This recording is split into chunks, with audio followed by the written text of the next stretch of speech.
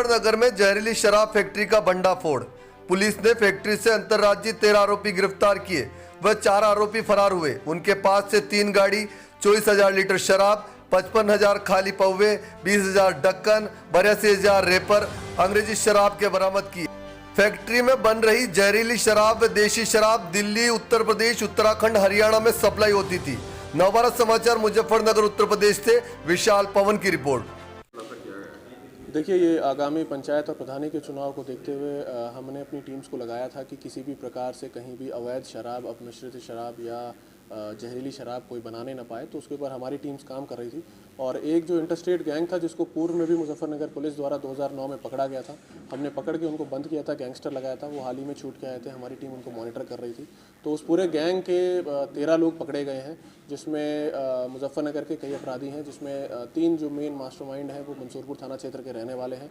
उन तीनों को पकड़ा गया है। उनके साथ साथ 2 लोग शामली के पकड़े गए हैं, जो इनसे रैपर, ढक्कन, बोटल्स और एनए जो कि अल्कोहल बनाने में यूज़ करते हैं, वो सारी चीज़ें सप्लाई लेके शामली में ये काम कर रहे थे। मेरठ में कुछ दिन पूर्व एक गैंग पकड़ा गया था, उससे जुड़े हुए अपराधी पकड़े गए हैं। इसके अलावा हरियाणा से जहाँ से ये एनए सोर्स कर रहे थे, उसके जो अपराधी हैं वो वर्तमान में वांछित हैं। और ये जो पूरा गैंग है, ये मुजफ्फरनगर की तोहफा ब्रांड, उसके अलावा आपकी मिस इंडिया ब्रांड और फाइटर ब्रांड, और इसके अलावा जो अंग्रेज़ी मैकडॉल्स, 8PM वगैरह, इन सब के जो ढक्कन से ये मिले हैं। आपकी जो डिस्टिलरीज़ हैं उत्तर प्रदेश की, उन डिस्टिलरीज़ के रैपर मिले हैं। इनसे 55,000 खाली बॉटल्स मिली हैं, 82,000 रैपर्स मिले हैं इनसे 19,000 ढक्कन मिले हैं। इसके अलावा 3 गाड़ियां बरामद हुई हैं। इसमें अवैध मात्रा में इनके पास जो शराब थी वो शराब बरामद हुई है। 2400 लीटर इनसे एनए बरामद हुआ है। इसी के साथ साथ एक इसमें सेल्समैन गिरफ्तार हुआ है, जो मुजफ्फरनगर के 2 ठेकों में ये जो तोहफा मार्कर की शराब है इसको बेच रहा था। तो 13 लोग गिरफ्तार हुए हैं। इसमें 4 लोग अभी वांछित हैं, जिसमें 2 हमारे अन्य अभियुक्त हैं, जो रैपर और ढक्कन दिल्ली से सोर्स करके इनको ला के दे रहे थे और यहाँ पे सप्लाई कर रहे थे।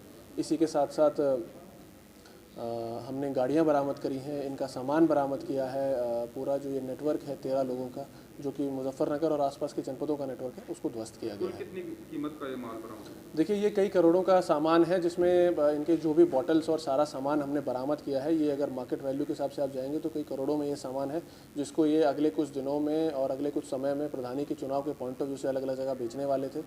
हमारी टीम अभी इसमें काम कर रही है। कुछ हमारे पास और लीड्स हैं, कुछ और ऐसी जगहें हैं जिनको हम चेक कर रहे हैं जहां पे इन्होंने बेचा है।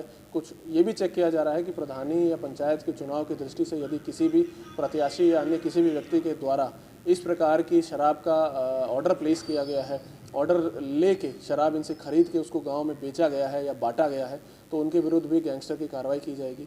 और क्योंकि ये एक ऐसी शराब है जो एनए के माध्यम से बनाई जा रही है, इसमें इसका कोई कंट्रोल इन लोगों का नहीं है, कोई ट्रेंड नहीं है, कोई इनको अलाउड नहीं है इस प्रकार की कार्रवाई करना। तो इसमें सबसे बड़ी समस्या राजस्व हानि के अलावा ये है कि अगर ये ढंग से उसको नहीं बनाते हैं, जो कि इनको बनाना आता नहीं है और ये गलत तरीके से ही बना रहे हैं, तो इसमें पब्लिक की जान को सबसे ज़्यादा खतरा होता है। पूरी कार्रवाई में आपका विभाग की क्या भूमिका है? देखिए, आबकारी टीम हमारे साथ रेगुलरली इंटरेक्शन में रहती है, हमें इनपुट देते रहते हैं और हमारी टीम्स लगातार इनपुट लेते हुए काम करती रहती हैं। और क्योंकि ये ऐसी शराब है जो आगे जाके लोगों की जान को नुकसान भी कर सकती थी, तो इसमें भविष्य में एनएसए की कार्रवाई भी की जाएगी। देखिए, हम सारी चीज़ें चेक कर रहे हैं। अगर ये पाया जाता है कि किसी भी प्रत्याशी के द्वारा या पूर्व प्रत्याशी, भावी प्रत्याशी, किसी के भी द्वारा इस प्रकार से एक ऐसी शराब जो कि पब्लिक की जान को खतरा दे सकती है, उनकी मृत्यु का कारण बन सकती है, ऐसी शराब को खरीद के बंटवाया गया है या बेचा गया है या बांटा गया है कहीं पर भी, तो उनके विरुद्ध भी इन्हीं धाराओं में इसी प्रकार से गैंगस्टर और एनएसए की कार्रवाई की जाएगी। इस गिरोह में कुछ ऐसे तस्कर भी पकड़े गए जिन पर पहले भी बड़ी कार्रवाई हुई है, तो अब आगे किस तरह की कार्रवाई होगी? जैसा कि मैंने कहा कि ये लोग पूर्व में पकड़े गए थे और इनके ऊपर मुकदमे हुए थे, गैंगस्टर की कार्रवाई हुई थी, जिससे अभी हाल ही में छूट के आए थे। तो इस बार मुकदमे और गैंगस्टर की कार्रवाई के साथ साथ हम लोग एनएसए की कार्रवाई करेंगे, ताकि ये परमानेंटली हम लोग इनको कंट्रोल में रख सकें। अब समान था ऐसा जो पहले जो गैंग पकड़ा गया था, उसमें क्या समान?